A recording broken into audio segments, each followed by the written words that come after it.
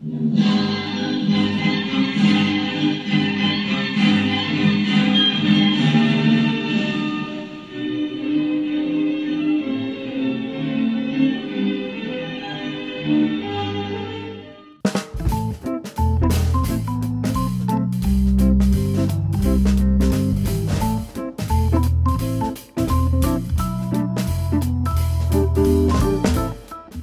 tal de nuevo, amigos? Espero que estéis todos bien. Vamos a empezar ahora una serie nueva de tutoriales o de vídeos dedicados a los amplificadores de tensión para radiofrecuencia. Este es un tema que es muy interesante y es muy importante en los receptores de radio. Pues se trata de todo cómo funcionan pues los transformadores de frecuencia intermedia, las antenas de sintonía, las osciladoras, cómo funciona un oscilador, en fin, una serie de cosas que es súper importante en radiotecnia, sobre todo en los receptores y transmisores de radio. Pues ahora vamos a describir cuál va a ser un poco el plan de estudios o los tutoriales que vamos a realizar, porque digo, es un tema que es algo complejo, serán bastantes vídeos porque es extenso, no serán 3 vídeos, sino serán bastantes más, porque también haremos unas prácticas de unos circuitos, en fin, haremos varias cosas que serán interesantes. Pues vamos ahora a explicar un poco cómo será esta serie de tutoriales. Vamos ahora a plantear el orden en que vamos a tratar los diferentes temas. Aunque el título, todo lo que vamos a estudiar es en base a los amplificadores de tensión para radiofrecuencia, primero tenemos que saber unos conceptos básicos que yo no sé si unos lo saben y si los otros no. Y como dice el amigo Richard, el que lo sabe, y el que no, pues aquí lo explicaremos. Pero digo, es un tema que hay que tener claro porque si no vamos a hablar, cuando hablemos de los amplificadores, vamos a hablar de temas que si no los conocemos, pues quedaremos en la inopia. Lo primero que vamos a ver son los osciladores de baja frecuencia, que va a ser lo primero que vamos a ver.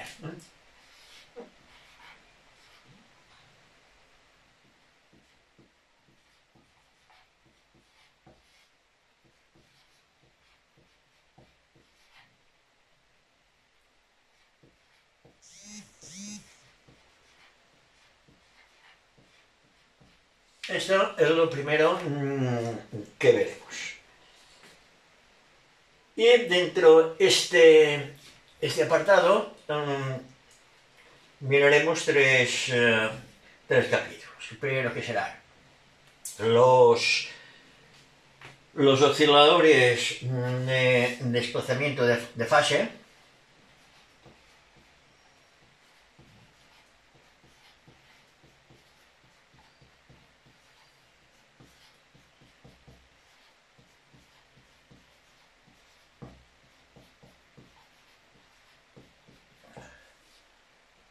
Luego, seguidamente miraremos los osciladores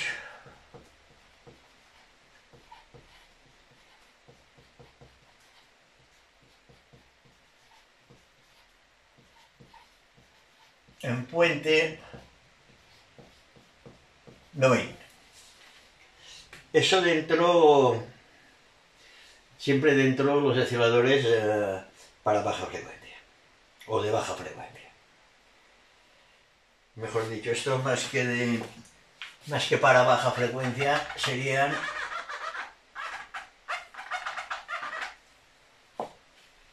osciladores de baja frecuencia.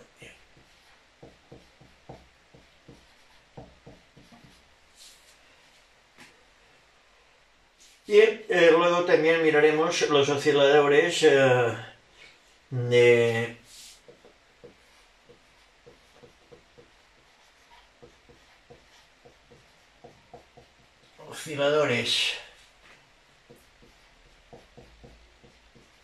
de baja frecuencia a transformador.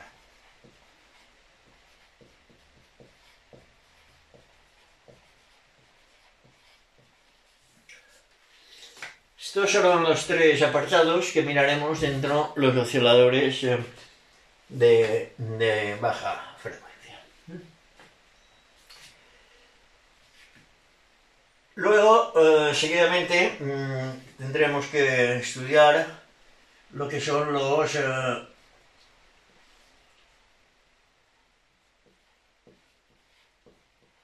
circuitos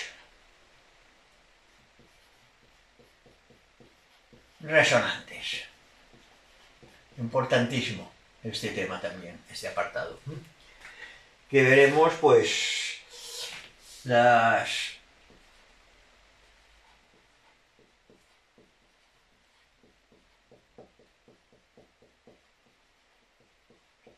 propiedades de los circuitos resonantes,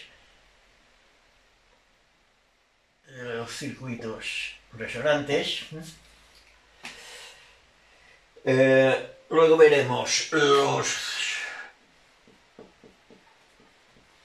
el circuito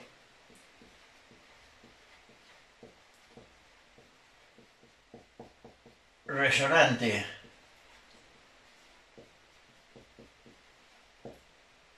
en serie y el circuito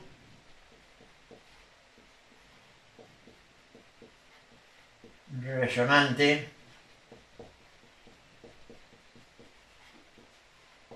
en paralelo.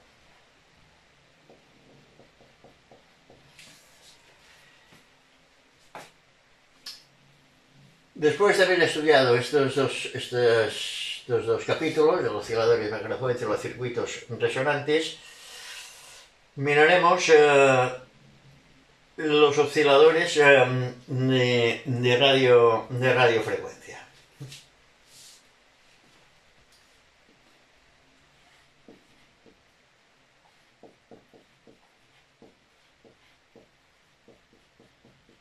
Osciladores de RF, de radiofrecuencia. Que aquí veremos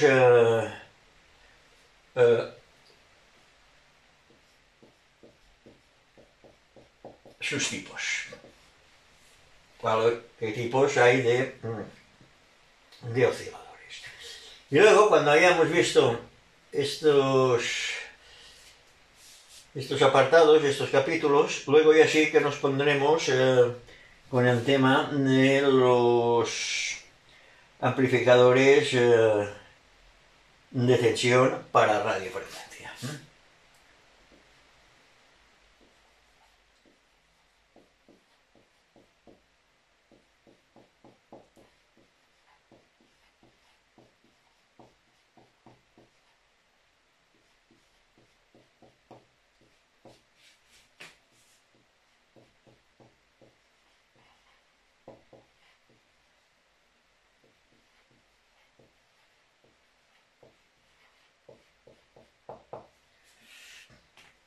O sea que esto serían los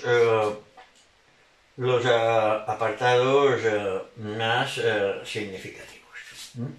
Vamos a subrayar los osciladores de baja frecuencia, los circuitos resonantes y los amplificadores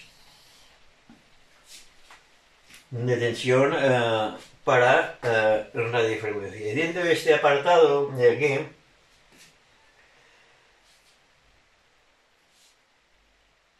miraremos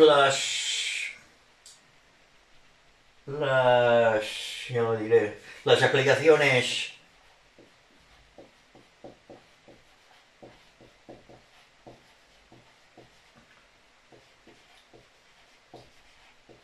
prácticas o circuitos prácticos de estos amplificadores de tensión, sobre todo en los que se refiere a los receptores. Y luego tenemos dentro de los amplificadores, hay una cosa que también tenemos que ver. Pues ahora os lo voy a comenzar porque existen. O sea, que son los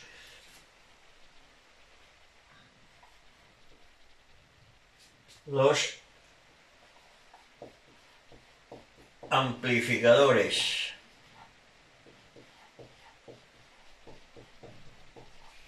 de potencia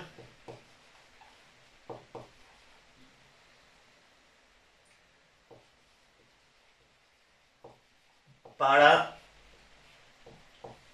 RF, para radiofrecuencia. Esto, de momento, no lo vamos a ver. ¿Por qué? Porque estos amplificadores de potencia, los receptores de radios no lo utilizan. Y creo que ya lo comentamos al principio cuando hablábamos creo que era con el tema de los amplificadores de baja frecuencia, de potencia de baja frecuencia. Los amplificadores de potencia para baja frecuencia se utilizan solamente en los transmisores. Lo vamos a dejar aparcado porque más adelante, cuando hablemos del tema de los transmisores de AM, miraremos y veremos todo el tema de los amplificadores de radiofrecuencia para los transmisores, que son los que utilizan los de potencia. Y es como otras cosas. Pero bueno, como esto lo veremos más adelante, de momento lo vamos a dejar aparcado. Y esto será más o menos el orden en que vamos a hacer el estudio de estos temas. Ya digo, un tema muy importante en la radio, en los receptores de radio, tener muy claro todo ese tema. Porque, ya digo, esto influye desde la entrada de la antena hasta la parte, o incluida la parte detectora de los receptores. La parte de baja frecuencia, como vimos ya, es otra historia que es importante, pero no tanto como esta. Y digo, es muy importante porque lleva todos los circuitos LC, que son bobina de entrada, bobina osciladora, transformadores de frecuencia media, en fin, que es un tema importante. Y luego, a medida que vayamos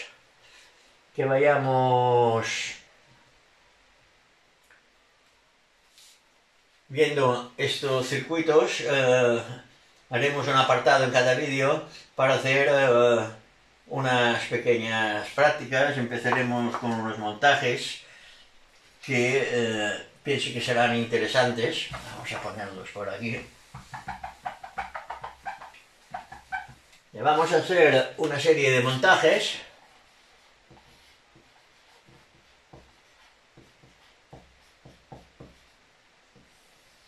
o prácticas, como lo queráis llamar, que lo que haremos será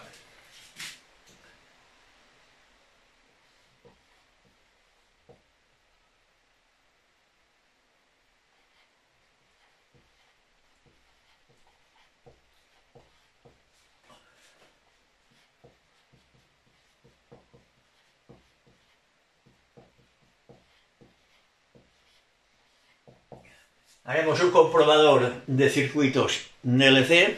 Son montajes muy fáciles, son facilísimos estos montajes. Y los haremos, son de muy bajo coste, son componentes muy básicos, y baratos y funciona muy bien.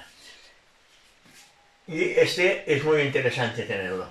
Este es un comprobador, yo ya lo tengo hecho, lo veremos, yo os diré cómo se hace, os dejaré todos los esquemas, todos los materiales y veremos cómo se monta y cómo se utiliza. Yo digo, y es muy fácil, y es muy útil, muy útil, muy útil. Yo esto lo utilizo bastante cuando hay problemas en los grupos estos LC o las bobinas, o que no sabemos si no nos resuenan, si no nos resuenan, si están bien o si están mal. O sea, yo digo, interesante este que haremos. Luego haremos un medidor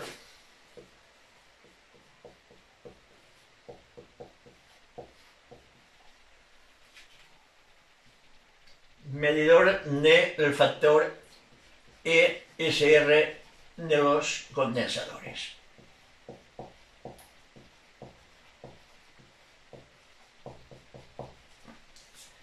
Este también es otro artilugio que es muy interesante, y a este le dedicaremos ya bastante, un poco más de tiempo, porque es interesante saber el funcionamiento. Muchos debéis saber que los condensadores tienen una resistencia paralelo, una resistencia serie interiormente y unas capacitancias, unas capacidades, unos choques.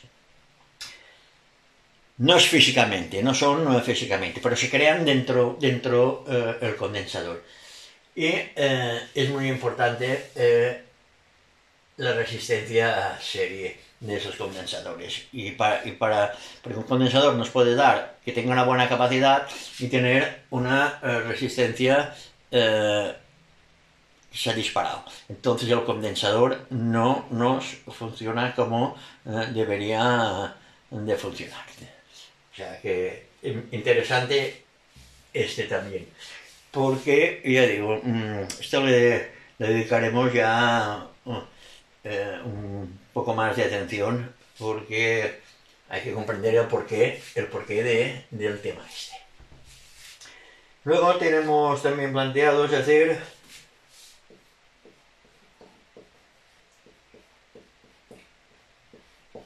un inyector de señal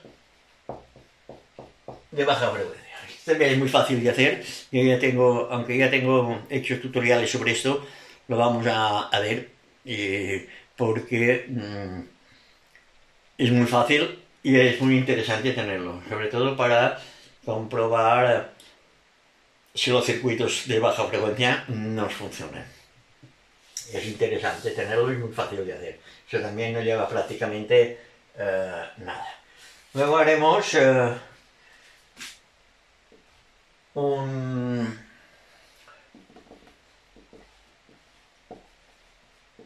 comprobador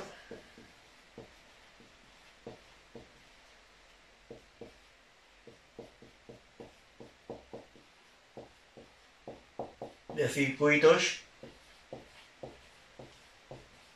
sonoro.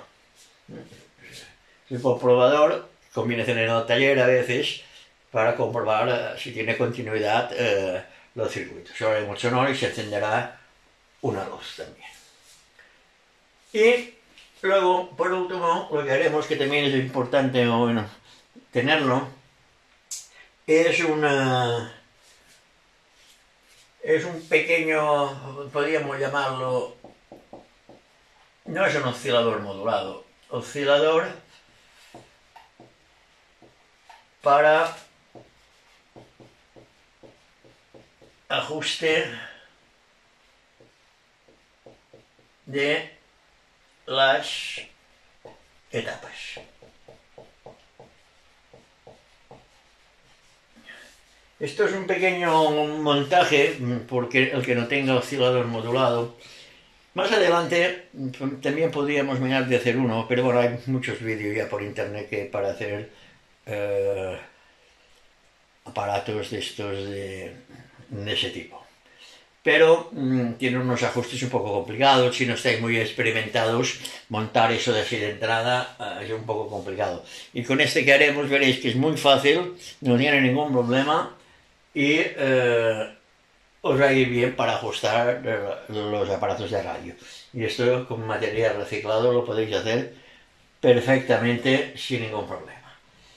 Y esto pues es más o menos lo que vamos a hacer con esta serie de tutoriales dedicado al tema de radiofrecuencia. Pues nada, visto esto, vamos a empezar a hablar de los osciladores de baja frecuencia.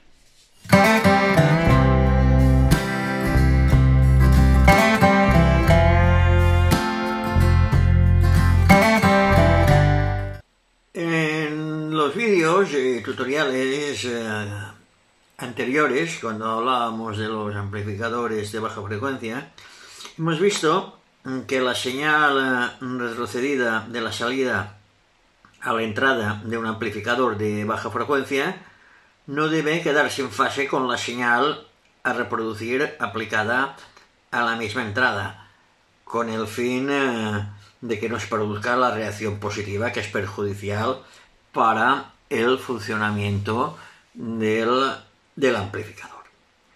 Sin embargo, hay un caso que donde la retrocesión de la señal se efectúa precisamente en las condiciones que hemos mencionado, y es cuando se desea realizar un aparato que funcione no ya como amplificador de baja frecuencia, reproduciendo la señal aplicada a su entrada, sino como oscilador de baja frecuencia, produciendo el mismo una señal de baja frecuencia. Estos osciladores se denominan también generadores de baja frecuencia, porque tienen la misión de generar una señal de baja frecuencia, consistente en una tensión alterna cuya frecuencia puede variar entre unos cuantos hercios y varios centenares de kilohercios. Para comprender cómo funciona un oscilador de baja frecuencia, veremos ahora la figura, la figura A, esta de aquí, donde se ha reproducido el esquema de una tapa amplificadora de tensión. Como sabemos, aplicando una tensión VE a la entrada de la etapa, se obtiene a la salida una tensión VS que posee la misma frecuencia pero mayor amplitud que la tensión V y que se halla en oposición con la misma, como podemos ver aquí en los gráficos. Esa sería la señal de entrada, la tensión de entrada, la V, y aquí la VS sale mucho más, con más amplitud, pero y con las fases, como podéis ver, las fases invertidas. Veamos ahora que el funcionamiento del amplificador no cambia si en lugar de aplicar a la entrada la tensión V procedente del exterior, se procede como en esta figura, aquí en la figura B. Es decir, se aplica a la entrada, aquí la entrada se le aplica la tensión obtenida a la salida. O sea, la tensión esta VR es la tensión que tenemos aquí en la salida, VS. Esa tensión VS se aplica otra vez aquí a la entrada, que es la tensión, llamaremos la tensión VR. Esta tensión la origina el mismo el mismo amplificador mediante un circuito de reacción que por el momento hemos representado con un rectángulo. Este sería el circuito de reacción, que para no liar aquí ahora el tema lo hemos representado, como hemos dicho, con un rectángulo. Y evidentemente, para que el funcionamiento del amplificador no sufra alteraciones, es preciso que el circuito en cuestión suministre una tensión VR que posee la misma amplitud e idéntica frecuencia que la tensión V, y que ésta esté en fase con ella. En tal caso, la tensión VR, al ser totalmente idéntica a la tensión V, la tensión V y la tensión VR son iguales, la tensión V es amplificada como esta última y por lo tanto a la salida vuelve a obtenerse una tensión VS idéntica también a la proporcionada por al amplificador de la figura. Estos amplificadores que vemos aquí funcionan pues de la misma manera, pero con la diferencia de que la tensión VS existente a su salida se debe, en el caso de aquí, a la amplificación de la tensión V procedente de una fuente exterior. Y este otro circuito, la amplificación de la tensión VR, de aquí, es obtenida del propio amplificador, y en este último caso la tensión VS puede considerarse generada por el mismo amplificador, el cual funciona por lo tanto como oscilador. Podemos decir pues que el funcionamiento de un oscilador se efectúa del siguiente modo. Una parte de la tensión VS existente a la salida vuelve a llevarse a la entrada y se amplifica a fin de obtener a la salida la misma tensión VS, una parte de la cual se lleva nuevamente a la entrada para amplificarla, y así pues sucesivamente. O sea, aquí se amplía la tensión esta que está amplificada, la retrocedemos, vemos aquí, la vuelve a amplificar, otra vez la salida amplificada vuelve atrás, y así van haciendo los ciclos. Salta a la vista que la tensión VS, que constituye la señal utilizable a la salida del oscilador, sirve también para mantener en funcionamiento el propio oscilador, ya que de aquella se obtiene la tensión VR que permite tener constantemente la salida de la tensión VS. Contrariamente a lo que ocurre en un amplificador donde la tensión VS se obtiene de la tensión V aplicada desde el exterior, en el caso del oscilador no se aplica señal alguna a la reja del tubo, por lo que podemos preguntarnos cómo puede producirse la tensión VS en el acto de la puesta en funcionamiento del oscilador. ¿Y cómo lo hacemos esto? ¿Cómo es? Si no tiene ninguna señal, puede empezar a amplificar. Pues en efecto, esto sucede así porque cuando el oscilador se pone en funcionamiento, en su circuito anódico solo debería existir la componente continua de la corriente anódica, desde el momento en que en el tubo no se ha aplicado señal alguna que pueda hacer variar dicha corriente. Pero hay que tener en cuenta, sin embargo, que en realidad la corriente anódica nunca es perfectamente continua a causa de las pequeñas variaciones de las tensiones de alimentación del tubo o de la emisión electrónica por parte del cátodo. Por pequeña que sea la variación de la corriente anódica, produce una variación correspondiente de la tensión anódica, variación que, a causa del circuito de reacción, se aplica a la reja del tubo y es amplificada, determinando así una variación mayor de la corriente anódica y de la tensión anódica, que se lleva nuevamente a la reja y vuelve a ser amplificada.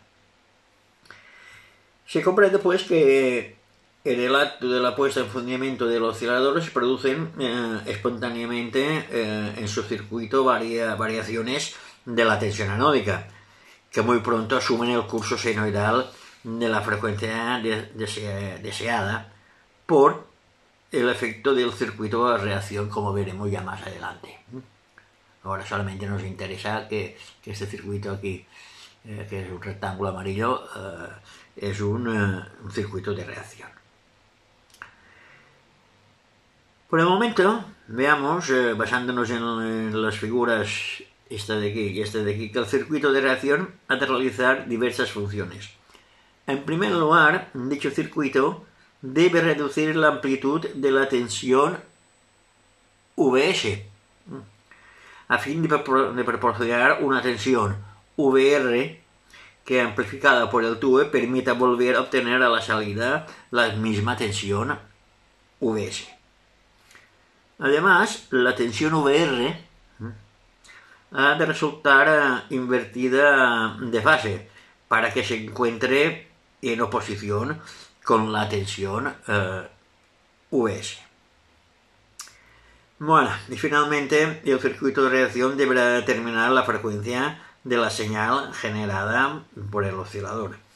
Y en efecto, así como la frecuencia de la tensión Vs obtenida por un amplificador es igual a la frecuencia de la tensión V aplicada a la reja, también la frecuencia de la tensión Vs producida por un oscilador resulta igual a la frecuencia de la tensión VR que se aplica a la reja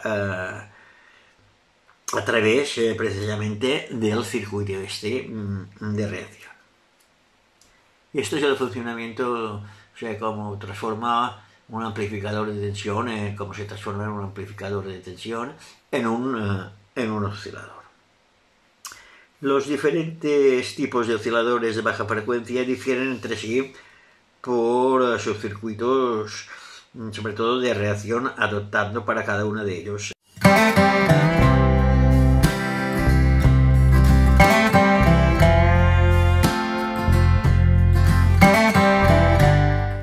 Vamos a ver ahora un tipo de oscilador llamado de desplazamiento de fase.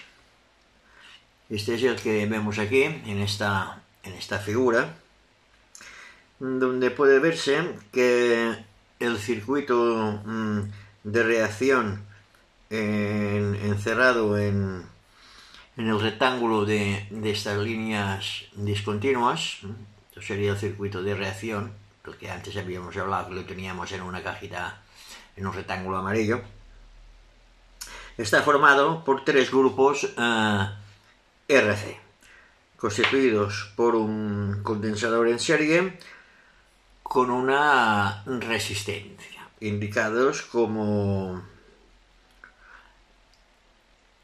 RC, RC sub 1 y RC sub 2. Como se advierte en el esquema, toda la tensión Vs aplicada al grupo RC está conectada entre el ánodo del tubo y masa, y se subdivide por tanto entre el condensador C y la resistencia R. La tensión existente en los terminales de la resistencia R sub 1 se aplica al grupo RC sub 1 y por consiguiente se subdivide a su vez entre los dos elementos que constituyen este grupo.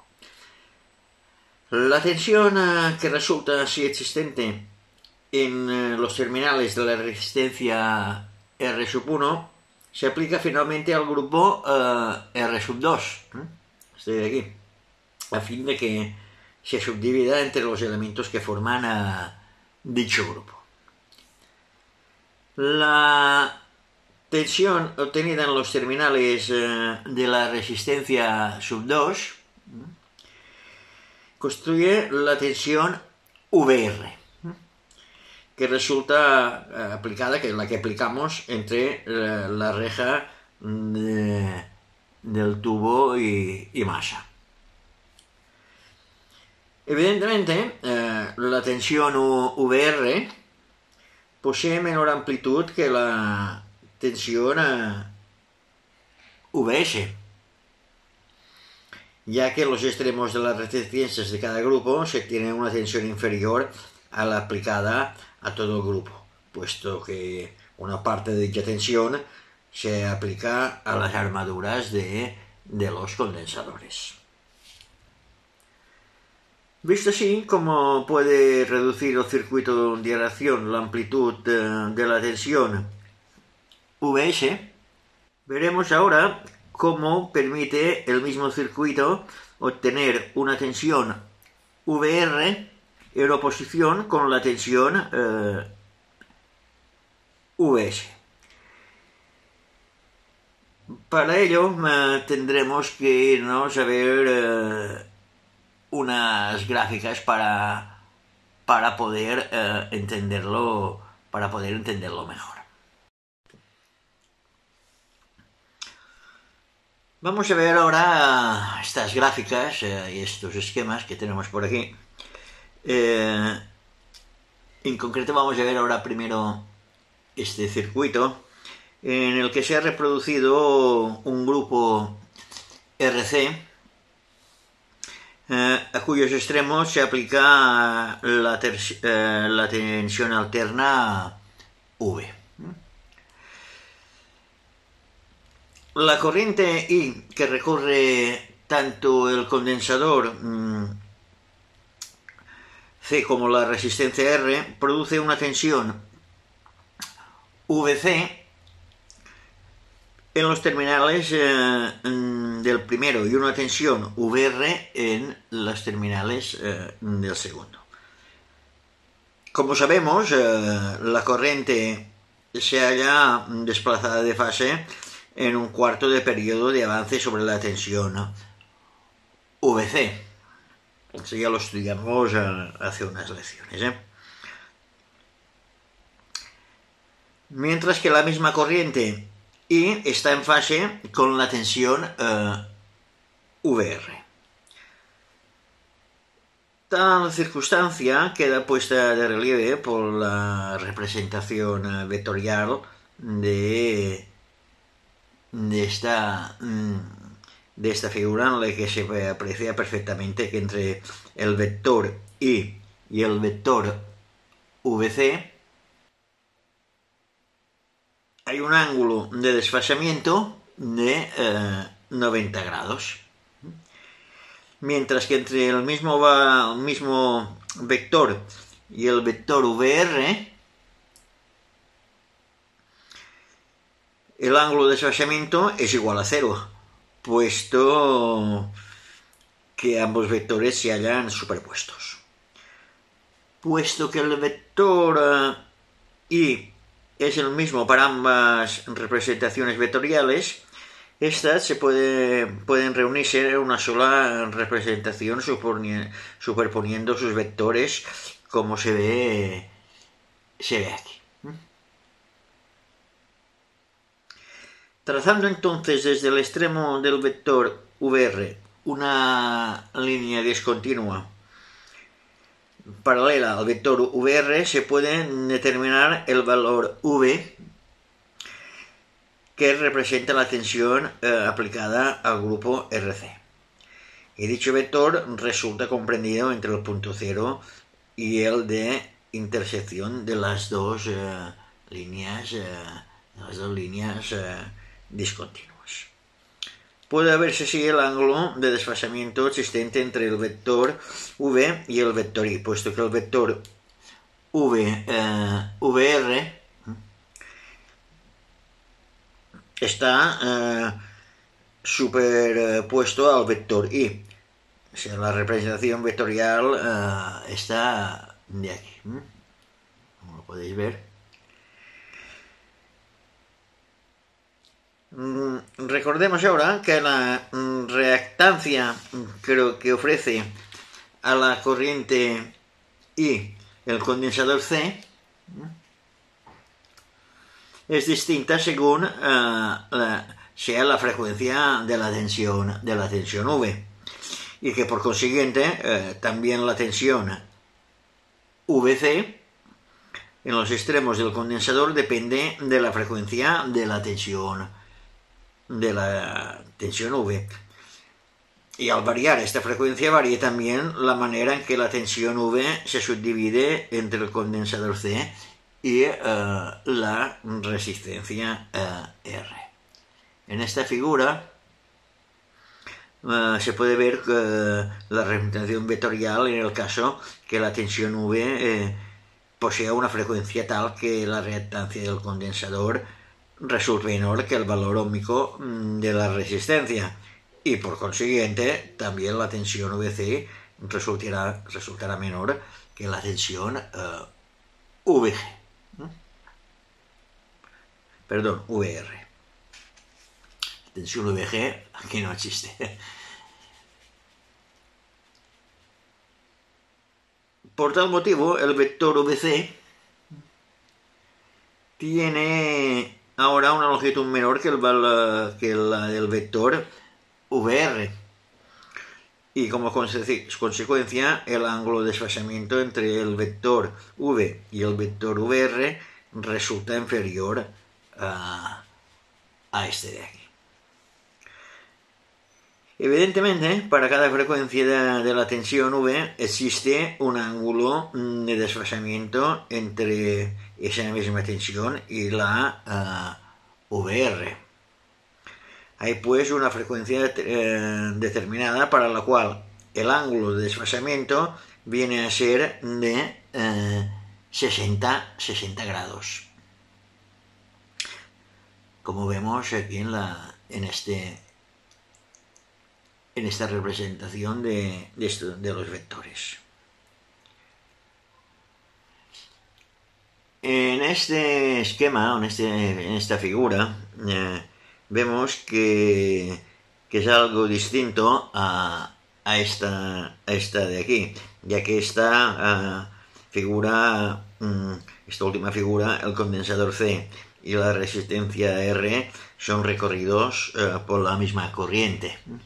Mientras que en esta el condensador C resulta recorrido no solo por la corriente que atraviesa la resistencia R, sino también por la que atraviesa el grupo RC sub 1, conectado en paralelo con la resistencia R, y el grupo RC sub 2, este de aquí,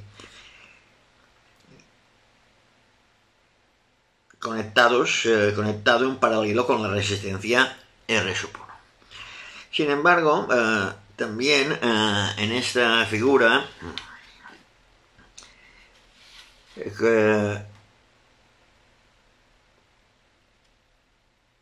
hay una frecuencia para la cual el ángulo de desfasamiento entre las tensiones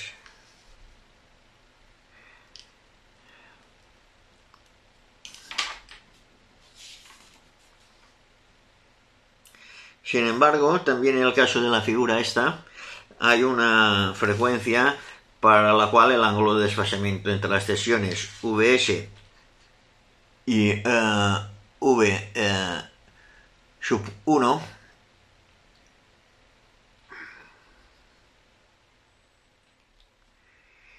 es de 60 grados. Entre esta y esta.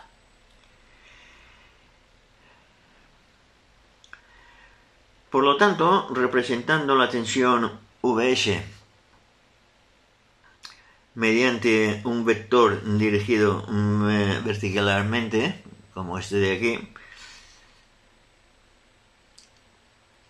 la tensión V sub 1 se podrá representar con un vector que forme un ángulo de 60 grados con el vector Vs, como podemos ver aquí. La longitud del vector V sub 1 es menor que la del vector Vs, porque la tensión V sub 1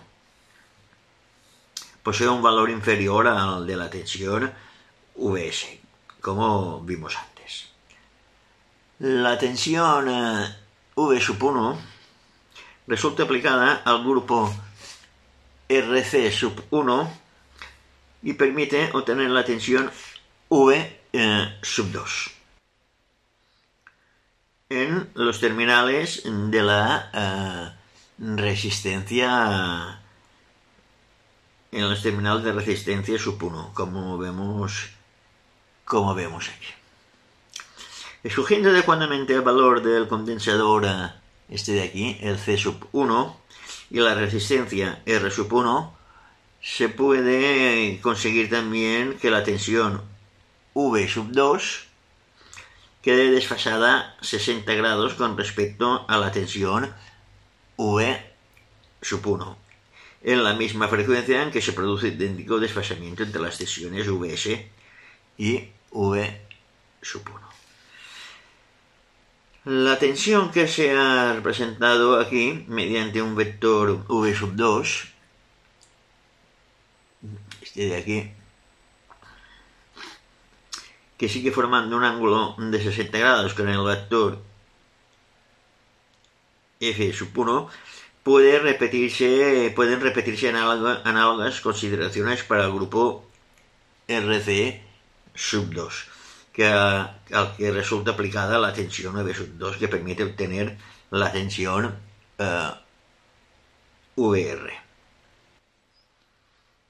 Se puede conseguir también que la tensión V sub 2 quede desfasada en 60 grados con respecto a la tensión V sub 1, en la misma frecuencia que se produce un idéntico desfasamiento entre las tensiones Vs y Vs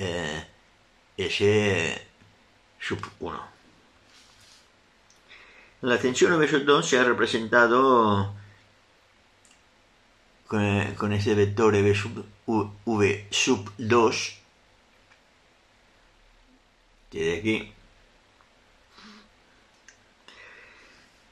que sigue formando un ángulo de 60 grados con el vector V sub 1. Entre estos dos vectores hay 60 grados. Pueden repetirse análogas consideraciones para el grupo RC sub 2, al que resulta aplicada también la tensión V sub 2, que permite obtener la tensión VR en los extremos de la resistencia R sub 2, como vemos aquí en este esquema. Por lo tanto, también la tensión VR se ha representado mediante un vector VR que forma el ángulo de 60 grados con el vector V sub 2. Como sabemos, estos vectores se pueden comparar a los radios de una rueda que girará alrededor del punto cero en sentido opuesto a las agujas del reloj. Dicha rueda se ha diseñado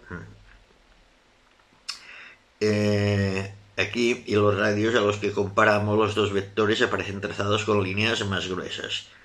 Y es evidente que cuando la rueda gire en el sentido indicado por la flecha, los dos radios en cuestión toman posiciones siempre opuestas entre sí.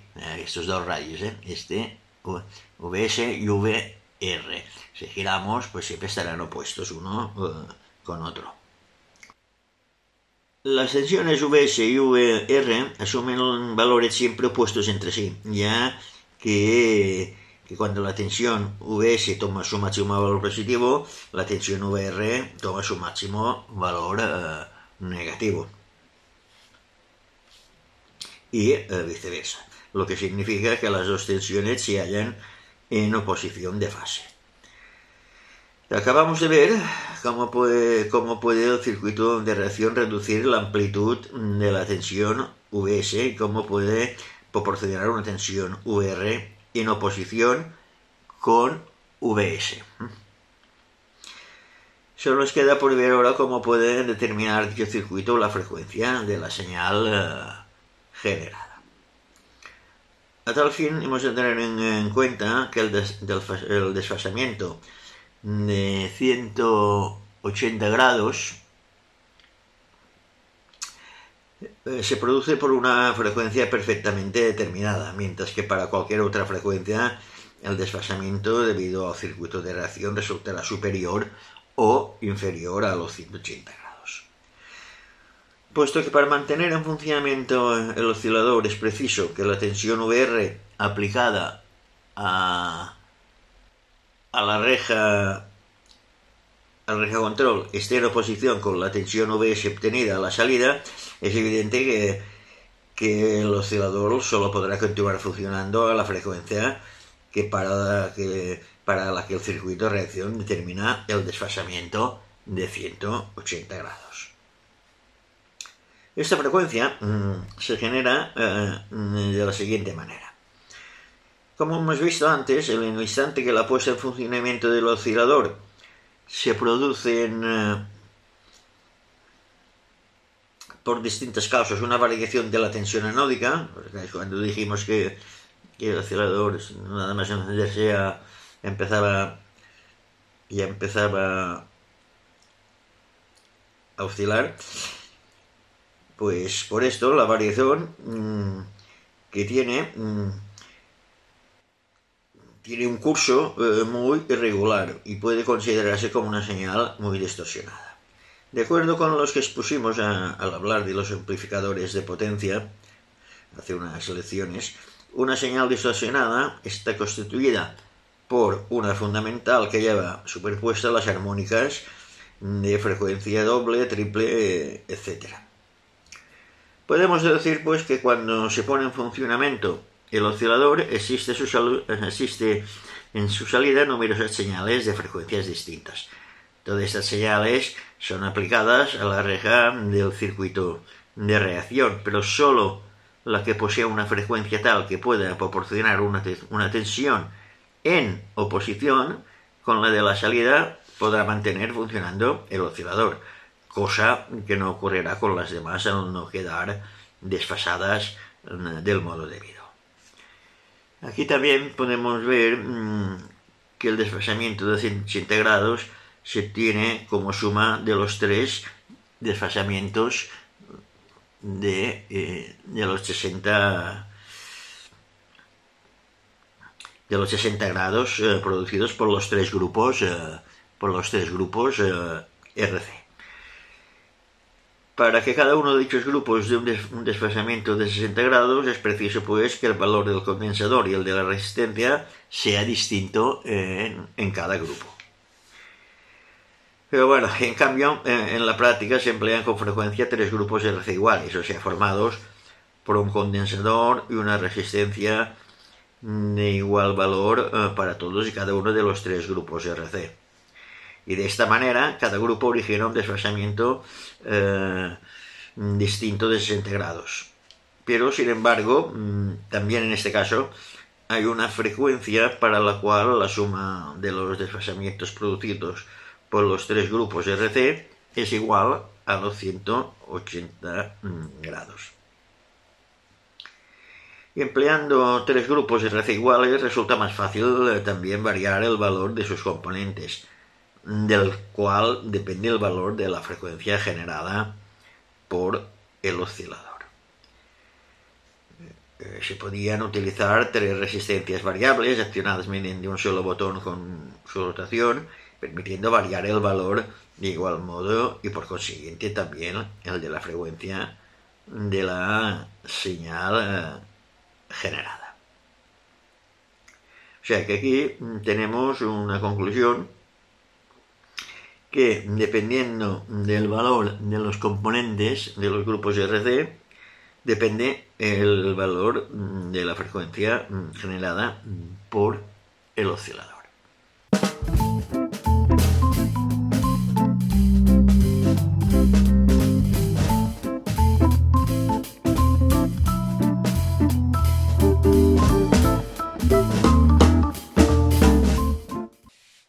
Vamos ahora a empezar con la primera práctica de ese grupo de tutoriales que hemos empezado dedicados a los amplificadores de tensión de radiofrecuencia. Aquí lo que vamos a hacer en estas prácticas es montar un medidor de grupos LC. Es un medidor que va muy bien, muy práctico, muy fácil de hacer y muy barato.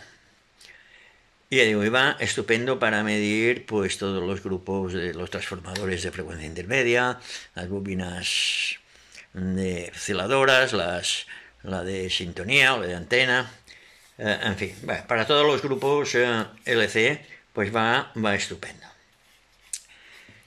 Y había dicho antes en la parte teórica que miraríamos los osciladores en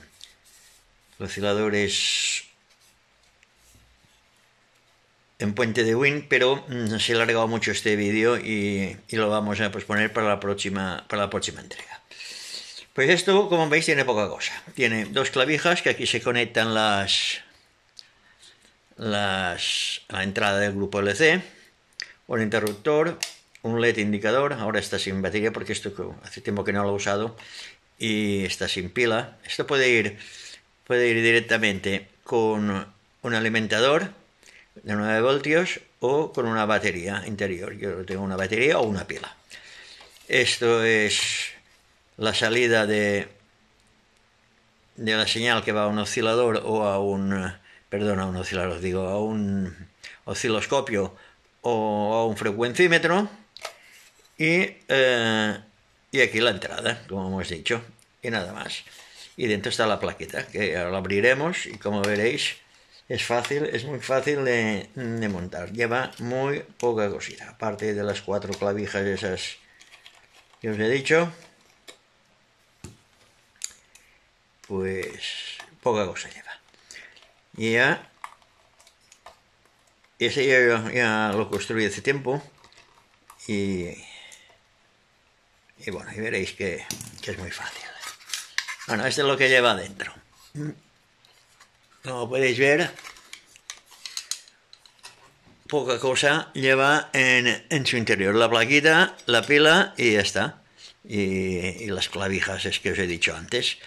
Lleva 3 transistores, como podéis ver, 1, 2 y el otro, ¿dónde está que lo he perdido? 1, 2. ¿Era posible? No, aquí, 1, 2 y 3 transistores. 1, 2, 3, 4, 5 condensadores y uno electrolítico y 1, 2, 3, 4, 5 resistencias. Eso es todo lo que lleva, no lleva nada más. Pues vamos a ver ahora cómo funciona, cómo lo podemos montar, cómo se puede montar y luego ya lo probaremos. Aquí tenéis el esquema del montaje del medidor de grupos LC. Como veis, lleva muy pocos componentes y muy fáciles de conseguir. Los componentes son los dos transistores, los FETs, el F245, son dos transistores FET, como he dicho, y luego el Q1, que es el BFR99, que es un oscilador. Bueno,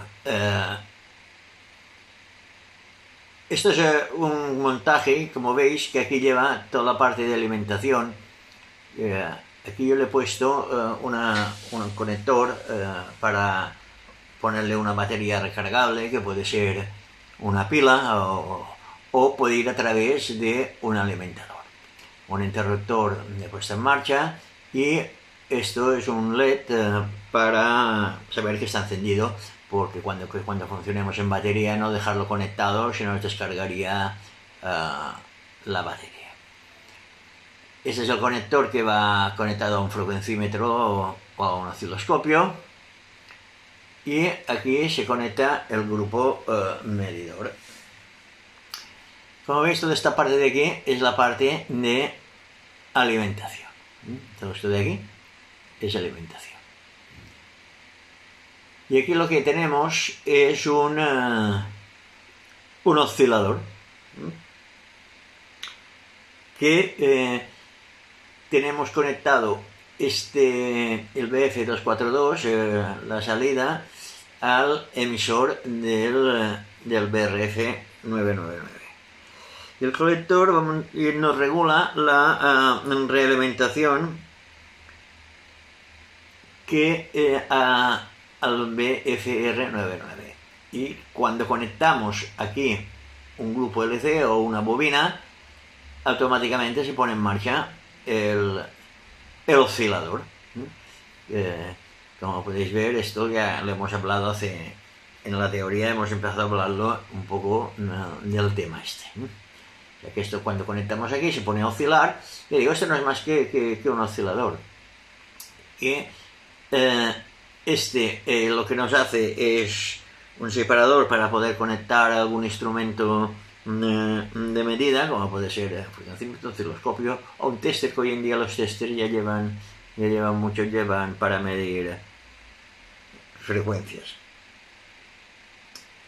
Y eso es todo. Como veis, tiene poca historia este circuito. Este transistor, si no tienes el BFR999, no pasa nada, podéis poner uno equivalente, porque este nos coge la frecuencia desde las bandas de HF hasta UHF, hasta unos 400 MHz, o incluso un poco más, pero a partir de 400 MHz ya empieza a ser un poco inestable, y más vale no pasarse de los 400 MHz, porque luego hay otro problema, que a frecuencias tan altas, pues las capacidades parásitas del circuito nos pueden influir bastante en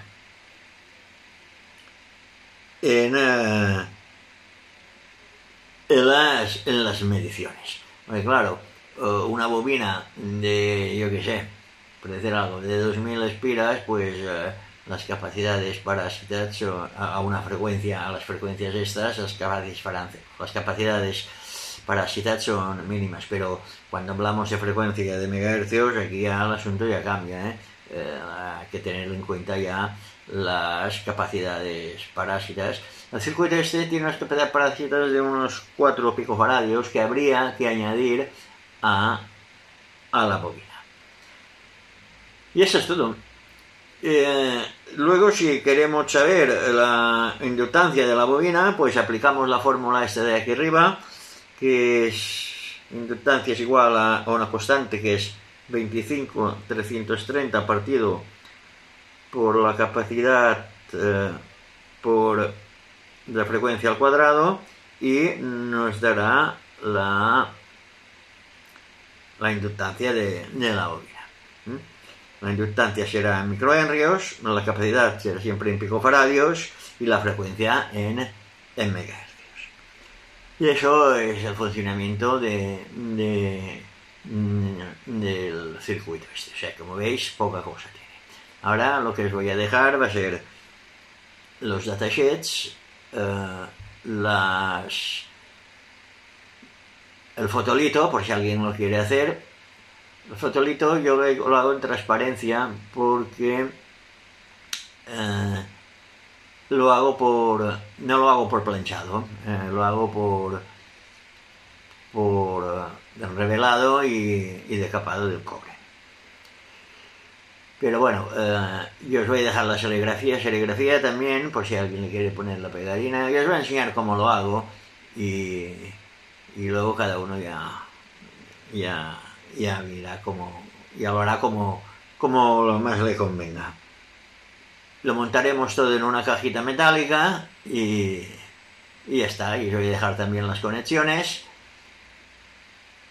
y toda la información técnica. También os la voy a dejar luego, como siempre, en el apartado para descargar la información técnica. Tanto el fotolito como la serigrafía la voy a dejar también en PDF para que la podáis descargar, imprimir y ya la tendréis el circuito impreso hecho. Pues nada, vamos a ver ahora toda esta información y luego ya pasaremos a ver cómo funciona este medidor.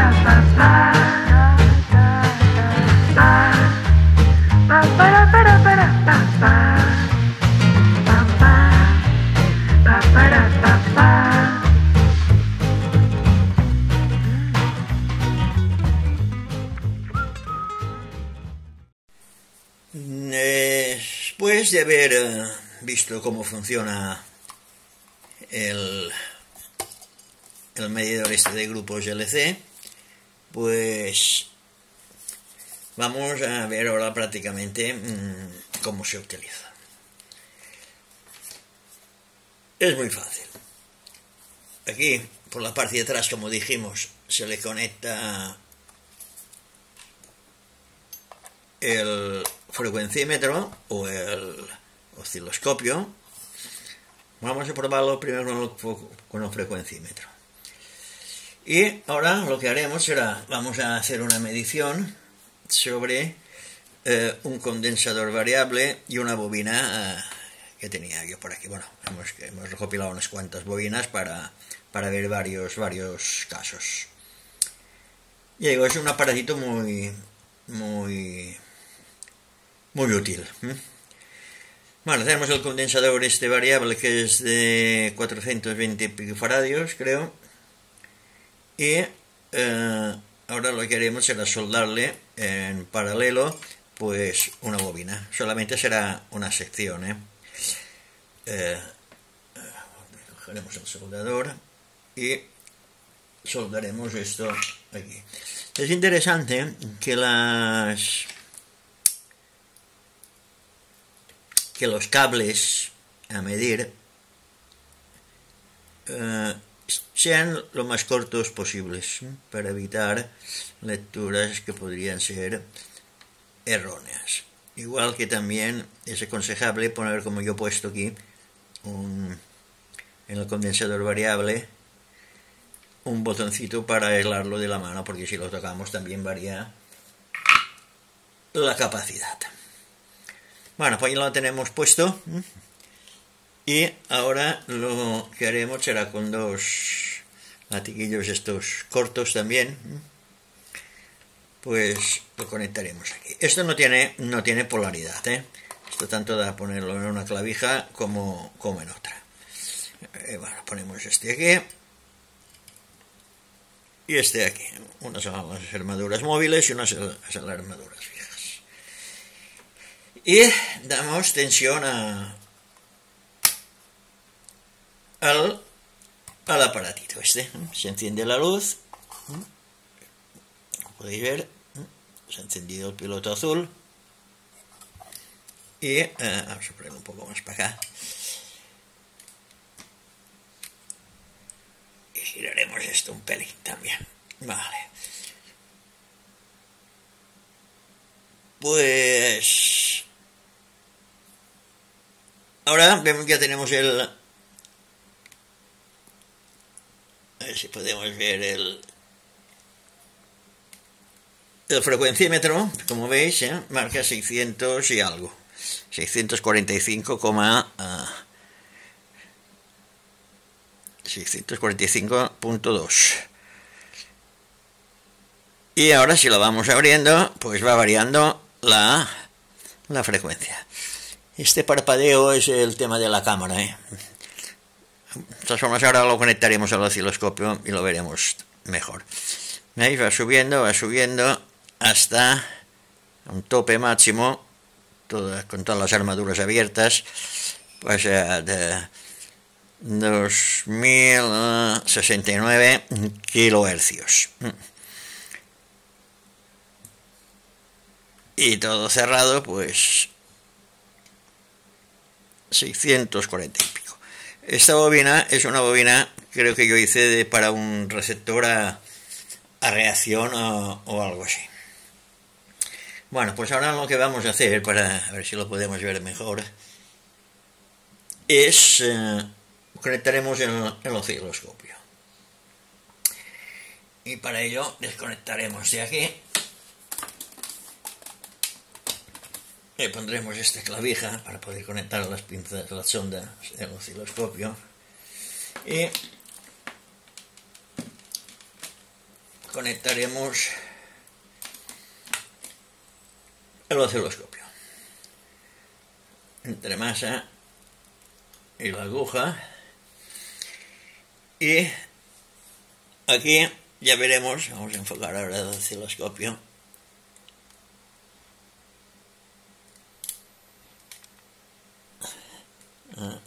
Vamos a darle un poco de zoom a esto.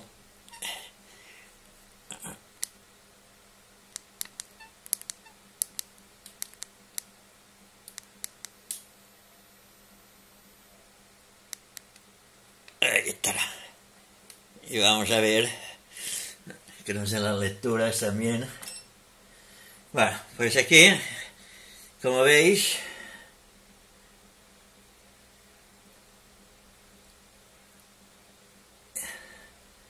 tenemos las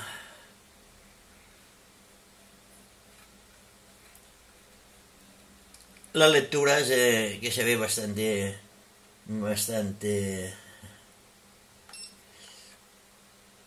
bien.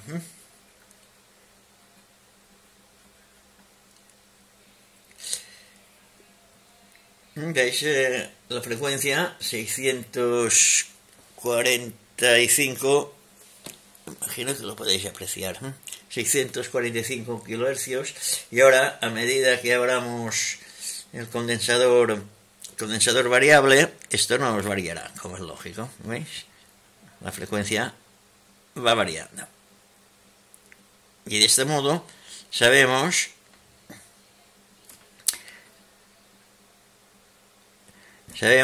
si la bobina y el condensador nos funcionan en todo el rango. Ya que, como podéis ver, esto ya está. Bueno, pues ahora lo que haremos será cambiar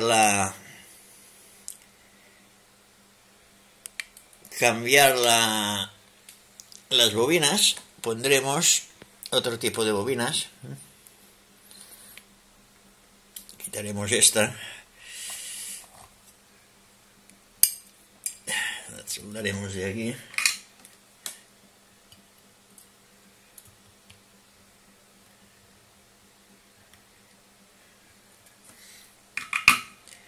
Y apagaremos el soldador porque ya no nos interesa para nada. Y quitaremos esta bobina y ahora pondremos esta.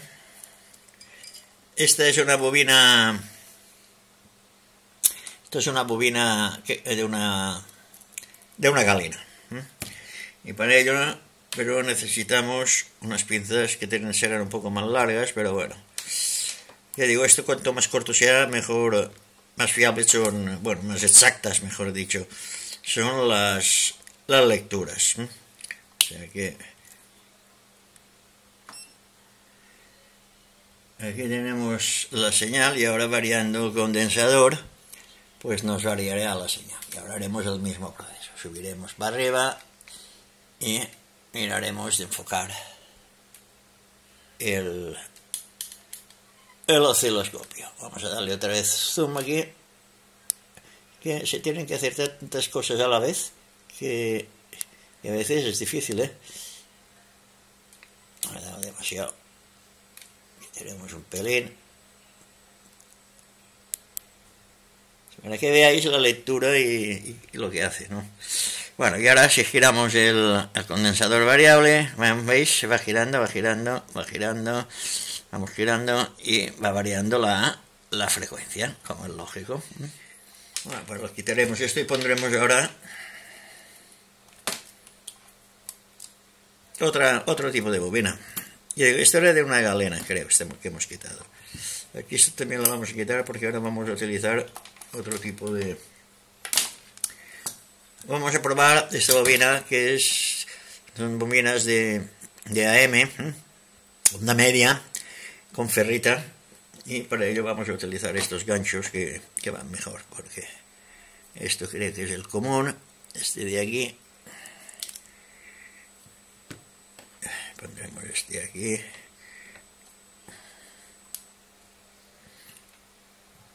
ya digo, esto cuanto más cortas sean las conexiones mucho mejor, no entran tantas. No hay tantas oscilaciones.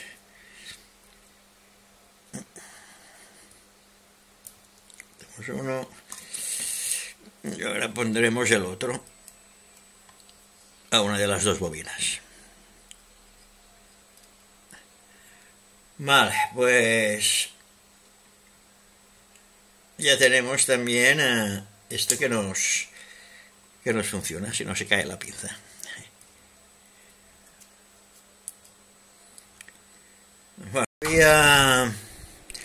Se había agotado la batería que tenía dentro, por esto nos hacía estas curvas un poco raras.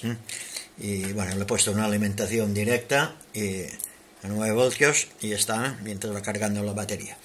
Bueno, pues ahora hemos puesto, como os decía, la bobinita esta de un receptor con ferrita y haremos lo mismo, iremos variando el condensador variable y podréis ver aquí cómo varía también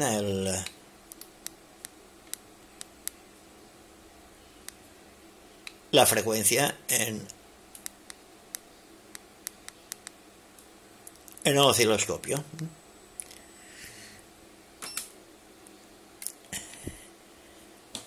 Supongo que se verá todo,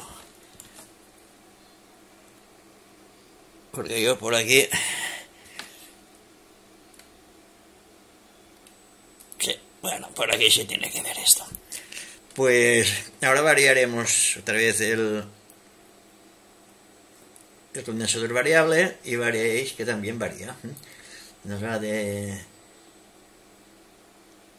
354 kilohercios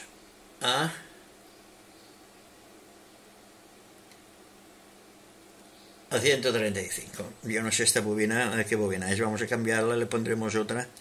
A ver, la de la otra parte.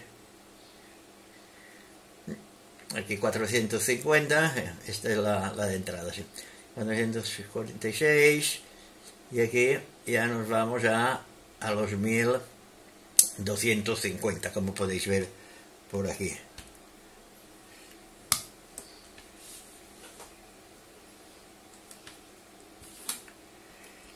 O sea que, como podéis ver, 1282, y ahora si vamos cerrando, va bajando hasta los 450 kilohercios.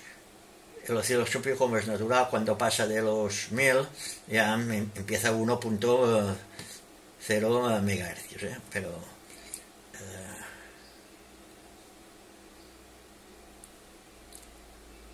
o sea que, como podéis ver, esto funciona perfectamente.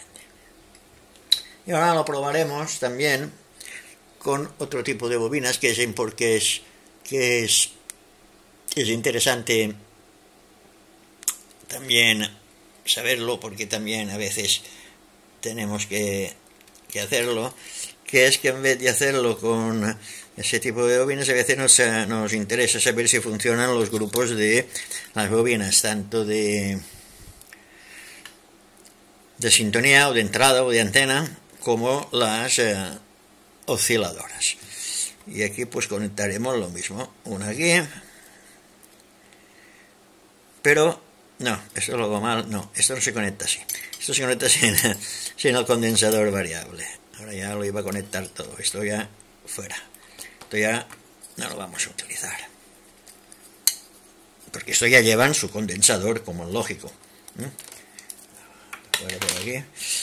Y esto lleva, pues lo que vamos a medir es estas bobinas, tanto la de onda media o la de onda corta, tanto da. Podemos medir las dos, si queréis. Y esto es un trimmer. Este no variará tanto como el lógico, porque un trimmer es un ajuste fino, o sea, no es... Lo ponemos y efectivamente tenemos aquí, ahora voy a enfocar el osciloscopio, pues es que esto hay que, claro, esto no ajusta tanto, pero bueno, así todo lo podremos ver. Lo abriremos del todo y otra vez para arriba. Yo tengo que hacer algo para que se vea todo a la vez y no tener que andar con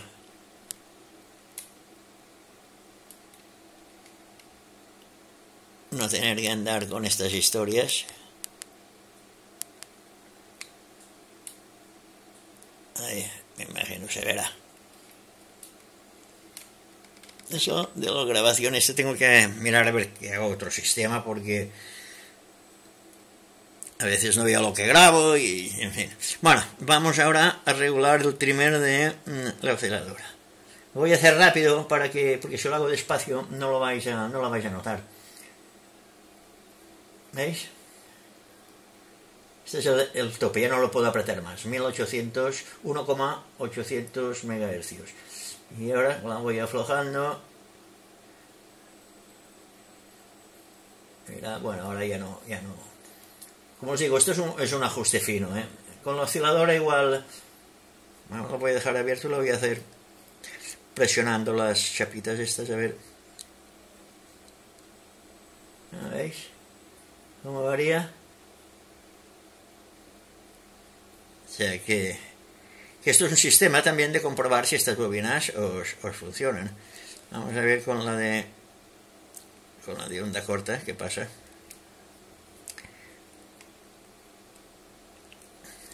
Bueno, pues pasa que la frecuencia se dispara como es natural. Aquí, ojo, tened en cuenta siempre una cosa, que aquí no regulamos nada, ni medimos. Aquí solo lo que hacemos es comprobar en qué rango de frecuencias está y si funciona. O sea, aquí no ajustamos nada, por supuesto.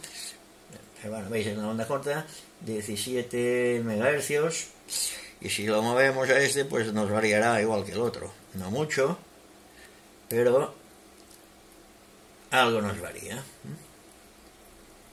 Igual se aprecia más en este. Es que ahora tengo la mano por aquí, estoy tocando algo. Se aprecia más que claro, al ser unas frecuencias ya más altas, pues como veis, pues. Y ahora pondremos la osciladora, quitamos esto y pondremos la osciladora, y tiene que pasar 3/4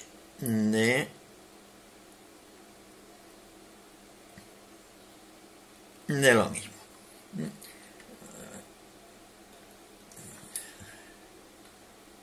Aquí tenemos la osciladora, que también, pues al girar, pues los trimmers, pues nos varía.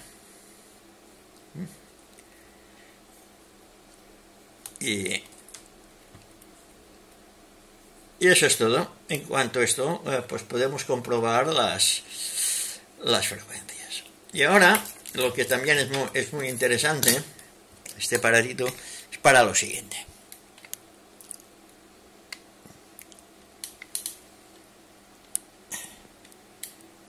Es para los transformadores de frecuencia intermedia.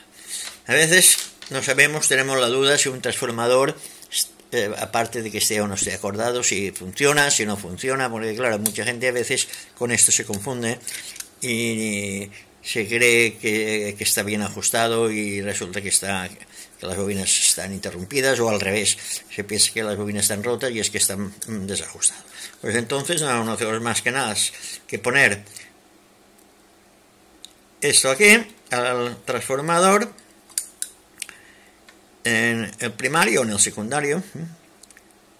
Pensad que estos transformadores, los colores normalmente verde, negro o amarillo suelen ser el primario, y el rojo y azul al revés, el secundario, y el rojo y azul el primario.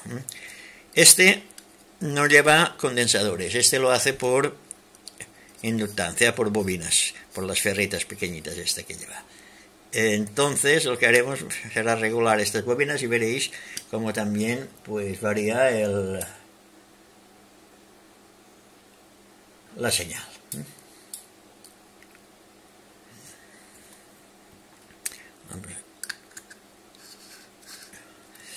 Vamos a poner el osciloscopio otra vez para que lo veamos.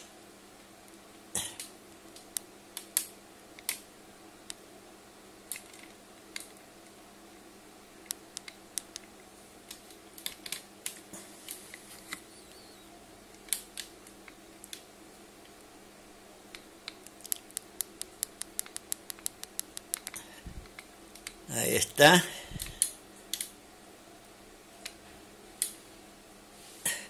Bueno, y ahora está a 460,8 kHz. Ahora voy a girar la bobinita, la ferrita, y eso tiene que variar. ¿Veis cómo varía?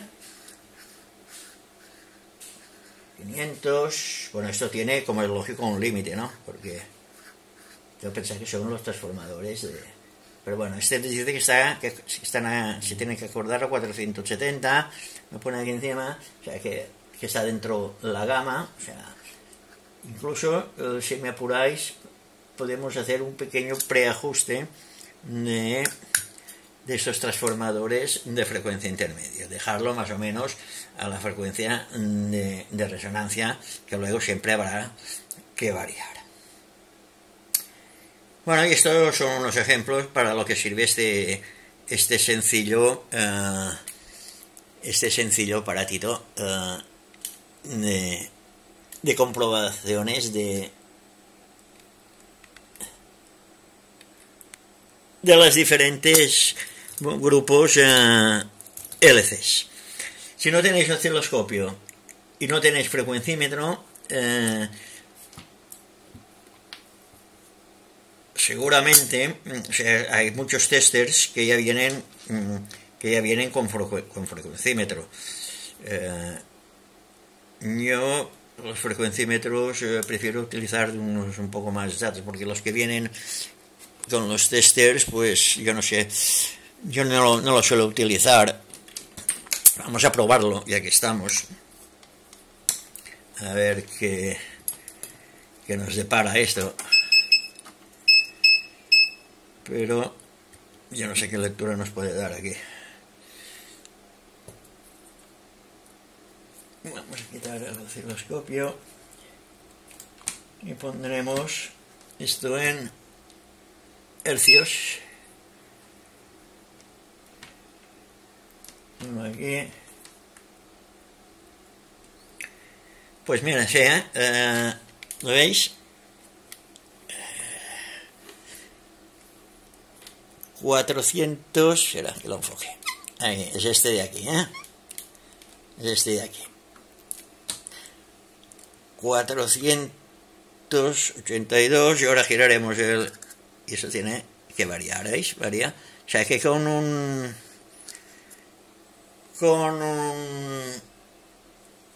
tester que tenga para medir frecuencias, pues lo podéis hacer perfectamente.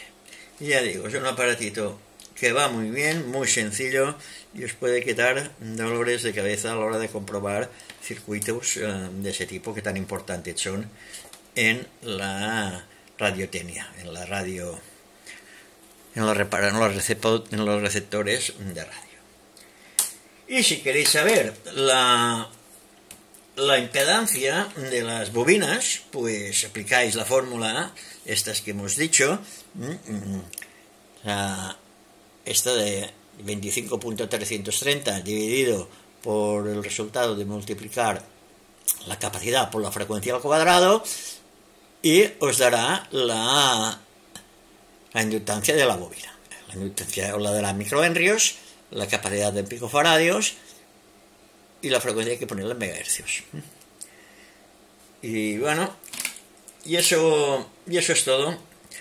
Espero que os haya gustado este vídeo. Miraremos ahora de hacer el siguiente dentro de los próximos 6 o 7 días para no perder el hilo, porque serán unos cuantos vídeos, no sé cuántos van a ser exactamente, pero 4 seguro, porque es un tema un poco extenso, y como vamos a hacer unas prácticas y cuando entremos en todo el tema, ya cuando hayamos visto los osciladores y nos entremos en